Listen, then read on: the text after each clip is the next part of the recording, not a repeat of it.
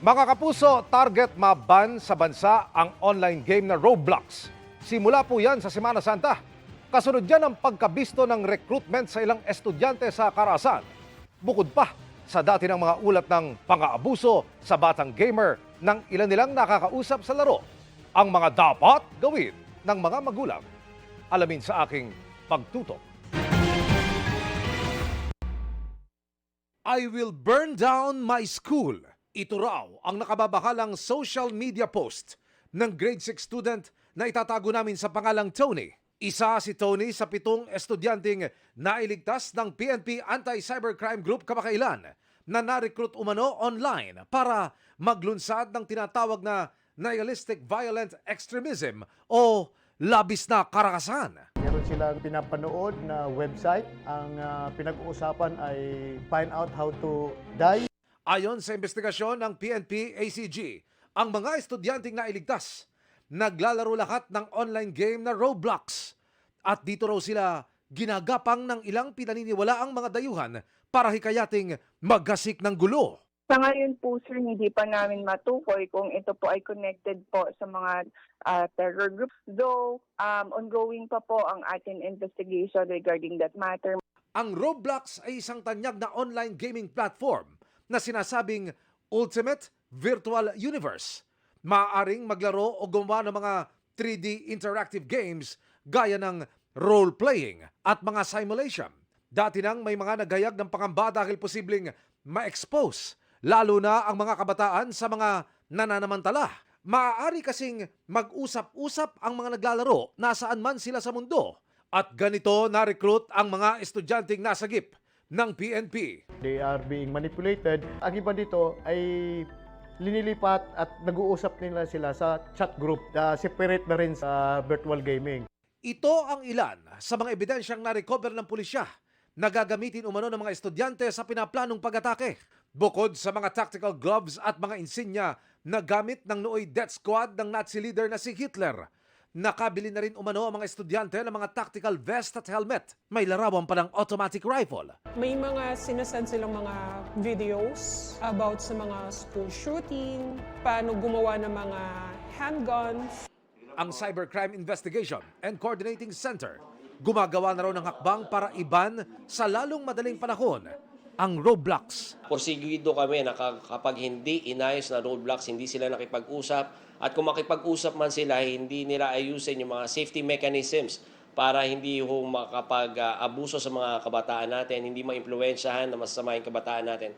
Talagang porsigido kaming i-block at iban itong gaming platform ng Roblox dito sa ating bansa. Yung Holy Week break natin, magkaroon tayo ng banning na do sa Roblox because we want to ensure that yung mga habang naka-weekend yung mga kabataan natin, hindi sila may expose sa mga banta. Sunod-sunod na pagpupulong din nila ang kanilang gagawin ngayong linggo kasama ang mga telecommunication companies, application stores at mga solution partner para matuldukan ang iba pang mga masasamang dulot ng Roblox na kanilang namomonitor sa Threat Monitoring Center ng CICC. Child exploitation, child molestation, child abuse, tsaka child pornography. Walang restriction. Pwede kang gumawa ng violent na games, pwede kang gumawa ng mature games. At pangalawa, mas nakakatakot, Kuya Emil, pag nakikipag-usap sila, may chat function ang Roblox. Ibig sabihin, na yung mga estranghero, yung mga hindi mo kakilala, pwede kang kausapin, pwede kang hikayatin na lumipat sa ibang platform. Kahit sa ibang bansa, nangyayari ito. In fact, several states in the US have already filed action or kinasuhan na ho ang Roblox. Tip ng CICC sa mga magulang gaya ko. Kilalanin natin yung mga kausap nila. Tinitingnan natin ano yung mga nature ng contents na either pinapanood or nilalaro nila. Hindi kami killjoy. Sa isang pakayag, inatasan ni PNP Chief General Melencio Nartates Jr. ang Anti-Cybercrime Group na paigtingin ang pagbabantay sa mga gaming at iba pang application online. Inikutan namin kanina ang isang public school dito sa Quezon City para pulsuhan ang mga magulang sa gagawin ng gobyerno na iban ang Roblox, lalo sa mga kabataan. Pero bago pa kami makapag-interview, kitang-kita kung gaano kapatok ang Roblox sa mga estudyante rito. Pero sina nanay, tatay, lolo at lola, pabor sa gagawin ng gobyerno. Yes. Bakit ho? Oo, nakakapano sa mga bata yun, nakakaano sa mga nila yun. Yung paglalaro. Si Mano siya, irritable pagka hindi nakakapag-ganon-ganon eh. Yung pag naititigil siya.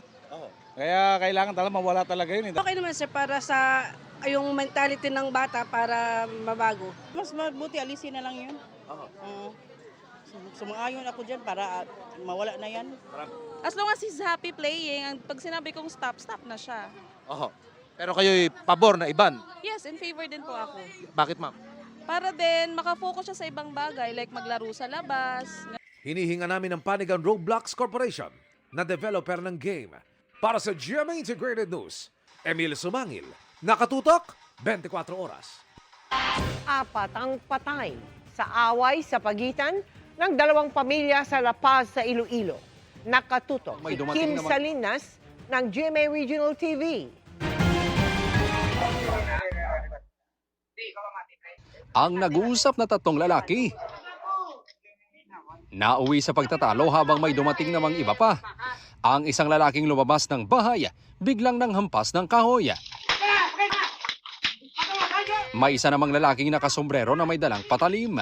Sinaksak nito ang lalaking nakasando. Nakaiga na ang lalaki pero patuloy pa rin itong pinaghahampas ng kahoy. Sa isa pang video, makikitang nakahiga sa kalsada ang ilang napuruhan sa pananaksak. Ang insidente nangyari sa La Paz, Iloilo City Sabado ng gabi sa pagitan ng pamilya Provido at pamilya Muya. Dead on arrival sa hospital si Johnny Provido Sr. at 2 nitong mga anak na si Joven at Johnny Provido Jr. Binawian rin ng buhay si Tyrone Muya habang sugatan ang kanyang mga kapatid na Gilbert at Glenmark. Hanggang halik na lang sa kanilang family picture ang magawa ng ina ng magkakapatid na Muya. Sakit bila sa kailoy, agot pa namon to. Agot na namon siya. Plangga na namon siya to. Ay, play, plangga. Halos hindi naman matanggap ng ina ng pamilya Provido na hindi lang isa, kundi 3 sa kanyang mga mahal sa buhay ang bigla na lang nawala. Sobra. Sobra. Sakit na. Nabuling na sila sa amon, ma. Junior ko ng isa mo. Tapos ang eldest ko, tapos bana ko. Siyempre, isipa bala, 3 sila bala ng patay. Ang bana ko may sakit pa na siya mo. Ayon kay Virginia, nagsimula ang gulo ng bawiin umano ng kanyang anak na si Johnny ang ibinayad nitong 1,500 pesos mula sa isang banoy na bayaw ng mga Muya. Kwento naman ng ama ng magkakapatid na Muya, nagpabalik-balik si Johnny sa paghahanap kay Badoy. Hanggang sa huling pagpunta nito, may dala na umano itong patalim at kasama ang kanyang nakakatandang kapatid. Isang lilang nagtindog si Tyrone. Mga guro tuyo ito, malikaw. Mga dinuhulan sa igo. Minsan bag din ni Joven, ginpalo-apan niya pag-isdalom. Ginbuno ya. Ngunit itinanggi ng pamilya Provido na ang kanilang kaanak ang may dalang patalim. Iniimbestigahan pa ng pulisya kung sino ang biktima at ang sospek sa krimen. Based doon sa barangay captain, may isa doon na nakatapos ng CBDRP, yung barangay rehabilitation, So, yun, isa chine-check natin lahat. It's really isolated because that's the only incident happened. Naka-hospital arrest ang magkapatid na Muya. Ayon sa pulisya, inihahanda na ang reklamong isasampa laban sa kanila.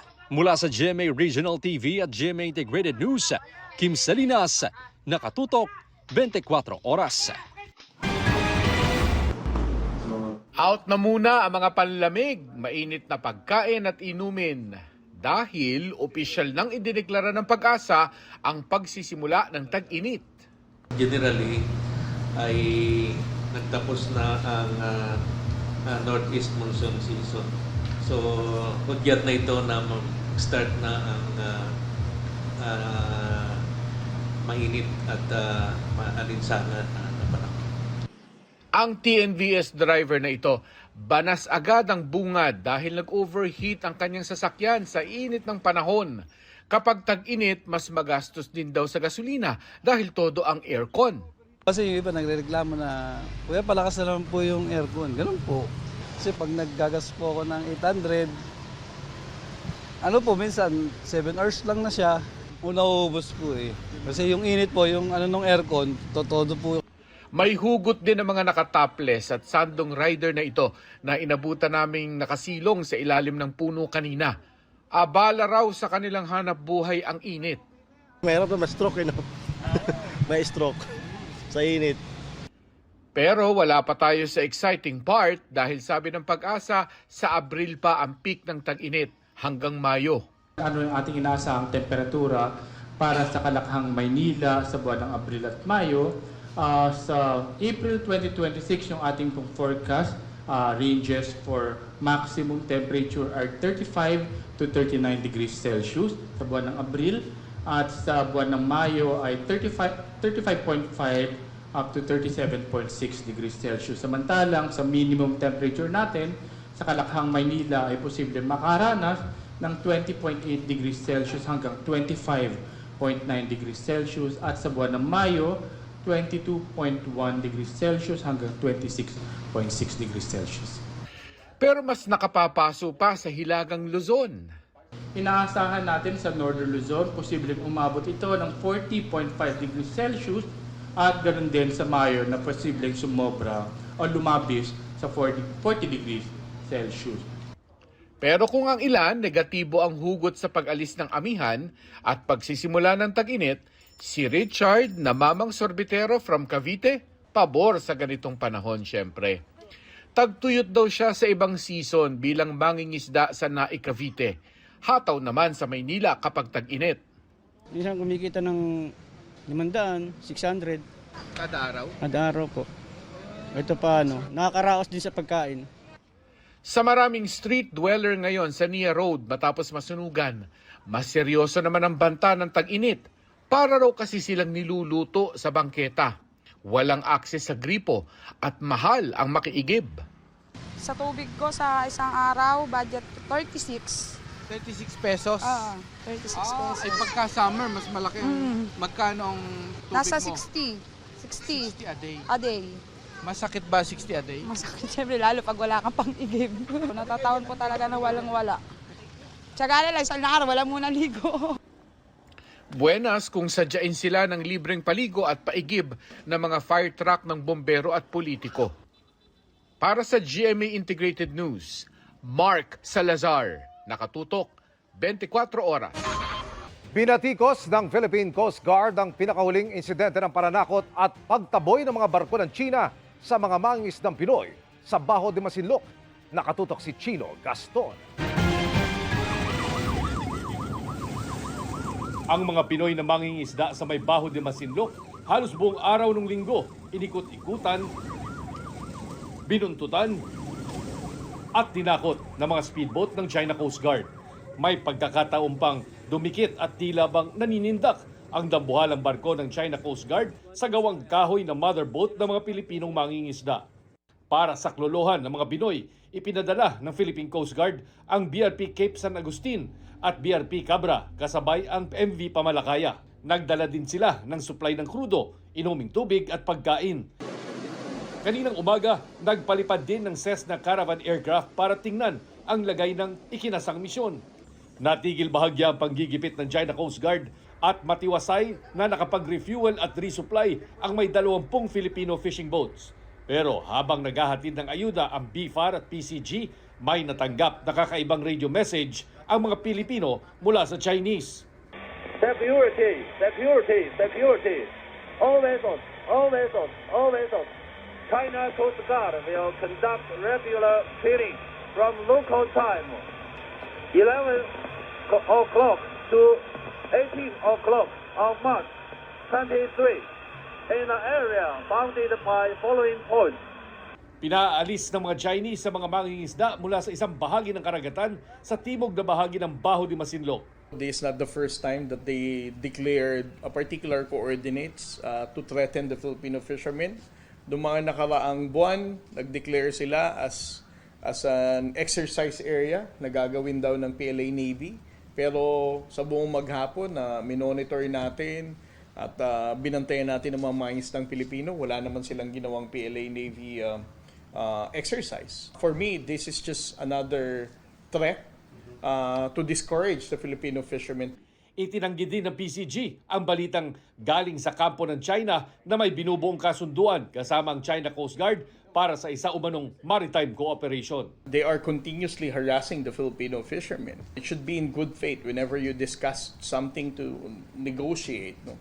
And this kind of activities are not really a clear demonstration of good faith for us to have a much more better engagement.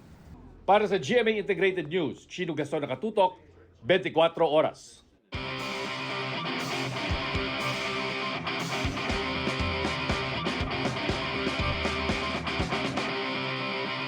Ngayong opisyal nang dineklara ang simula ng tag-init, malaking tulong ang real-time monitoring sa kung gaano katindi ang damang init. All-in yan sa web at mobile app na dinevelop mismo ng Pag-asa. Let's change the game sa pagtutok ni Martin Javier. Last year, umabot sa 52 degrees Celsius ang naitalang pinakamainit na heat index forecast o damang init, habang pumalo naman ang 53 degrees Celsius ang damang init noong 2024. Ayon pa sa tala ng World Meteorological Organization, 2024 ang tinaguri ang pinakamainit na taon on record globally. Ibig sabihin, kasama tayo sa mga bansang apektado ng abnormal na pag-init ng temperatura dahil sa climate change.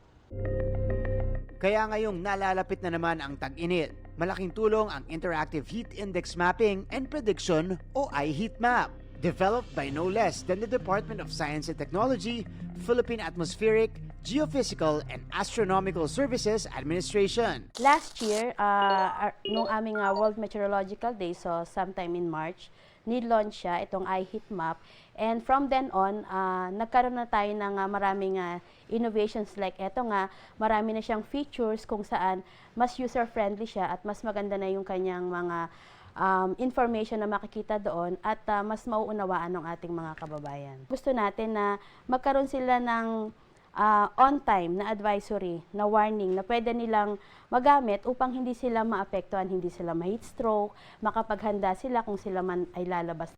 Easily accessible online ang heat index data for real-time monitoring. And recently, may mobile app version na rin ito. Kada oras ang release ng Pag-asa ng updated forecast. Color-coded pa ang alerts na madaling tumutukoy sa dangerous heat conditions sa isang lugar. Kung nasa ang lugar ka, pwede kang ma-notify as long as na nakapag-download ka na nitong ating iHeatMap or nasa browser mo na siya. Since color-coded, mas madali mo nang ma-interpret kung nasa extreme danger na ba yung iyong lugar na pupuntahan or kung nasaan ka nandun. Nandito tayo ngayon sa web interface nila. And the first thing na makikita natin dito, yan, pwede na agad nating ma-search yung location. So pwede na nating i-geotag at kumbaga ma-identify ba kung gaano kainit sa isang lugar. Automatically, mapupunta po tayo sa location natin ngayon. Lalabas po yung heat index category nung specific time na naka-forecast sa iHeatMap. Can you explain to us itong nasa drop-down na to? Kung ano makikita natin dyan? Matitrigger po yung forecast table para lumabas po yung complete 5-day forecast nung specific location na pinili po natin. Nakikita natin dito, hourly meron din. Ano pa iba nating components dito sa iHeat? Meron din po siyang peak forecasted heat index na kung saan makikita po natin yung mga dates and time na kung saan nagpipeak po yung heat index. Mas pinadaling heat index monitoring na makakatulong sa atin ngayong darating na tag-init. Para sa GMA Integrated News, ako si Martin Javier, nakatutok 24 oras. Magkakasunod na dagok ang kinaharap ng probinsya ng Cebu nang tumama ang 6.9 na lindol at bagyong Tino noong nakaraang taon. Pero sa pakikiisa ng donors, partners at sponsors, makakapaghatid tayo ng pag-asa sa mga mag-aaral sa Bogo sa Cebu. Magpapatayo tayo doon ng matitibay na Kapuso Classroom. Ika nga nila, mag-aral ng mabuti dahil ang karunungan ay kayamanang hindi mananakaw. Pero paano makakapag-aral ng mabuti ang mga estudyante sa Dakit Elementary School sa Bogo City sa Cebu kung ganito ang kanilang 7 silid-aralan. Napinsala kasi ito ng magnitude 6.9 na lindol noong nakaraang taon. Kaya ang resulta, kakulangan sa mga silid-aralan. Ang kanilang solusyon, Yung sa graders, ang grade 1 namin patungong grade 3 ay papasok sila ng 6 o'clock tapos lalabas sila ng 12. At yung 4, 5, 6 namin na graders, papasok sila ng 12, uuwi sila ng 6. bukod dito, trauma rin ang iniwan ng lindol sa mga estudyante. Nakita ko sa picture nga, katulala din pa rin yung anak ko lalaki. Para siyang na-trauma talaga. Ang ilang bata naman may dalang hard hat bilang proteksyon sa aftershocks para makapag-aral at makapagturo ng komportable ang mga mag-aaral at guro. Magpapatayo ang GMA Kapuso Foundation ng Kapuso Type School Building na may 2 classroom at comfort room sa Dakit Elementary School. Sa CR, so pinalakihan natin siya, yung size niya to accommodate yung PWD students. Naglagay din tayo doon ng foldable handbars. Nagbigay rin tayo ng kumpletong gamit pang eskwela at vegetable seeds. Maraming salamat po sa ating partner shipping company para maihatid ang mga materyales. Gayun din sa lahat ng tumulong para maisakatuparan ang ating proyekto. We also believe in delivering hope, compassion, and the need of others to reach far-flung areas. At sa mga nais makiisa sa aming mga projects, maaari po kayo magdeposito sa aming mga bank account o magpadala sa Cebuana Luwilier. Pwede ring online via GCash, Shopee, Lazada, Globe Rewards, Metrobank Credit Cards at Palawan Pay. Itinaas sa Alert Level 1 ang Bulkang Bulusan na nakitaan ng low-level unrest at may tsansa ng phreatic eruption. Sabi ng PHIVOLCS, mula noong March 15, nakapagtala ng mahigit 400 volcanic earthquake sa Bulkang Bulusan sa Sorsogon. Patuloy rin ang pagbuga nito ng mahina hanggang katamtamang usok at asupre. Sa nakalipas na 24 oras, nagbuga ng mahigit 70 toneladang asupre o sulfur dioxide ang bulkan at nagkaroon din ng halos 30 volcanic quake. Dahil nasa Alert Level 1, pinaalahanan ng publiko na iwasang pumasok sa 4-kilometer radius permanent danger zone ng bulkan. Pinag-iingat din ang mga nasa 2-kilometer extended danger zone dahil sa banta ng rockfall, ashfall at pyroclastic density current. Sinalubong ni Pangulong Bongbong Marcos ang ika-4 na batch ng mga Pilipinong nirepatriate mula sa gitnang silangan. Ang ilan, wala na raw balak bumalik doon kahit humupa ang giyera. Nakatutok si Bea Pinlac. Mga anak, sabi ko, andito na po ako sa Maynila, mga anak ko. Ito na raw ang pinakamagandang birthday gift na natanggap ng 60 anyos na OFW na si Merlin. Ang makauwi ng Pilipinas ng ligtas sa gitna ng nagpapatuloy na gera sa Middle East. Patawid na raw sila ng Saudi Arabia nang salubungin niya ang kaarawan niya kahapon. Ako po ay napauwi po dahil sa kaguluhan sa Kuwait po. Natatakot po ako sa pasabog. Kaya po sinabi ko sa amo ko na uwi na lang ako. Si Alicia, 1 buwan pa lang nagtatrabaho sa Qatar pero napauwi na agad.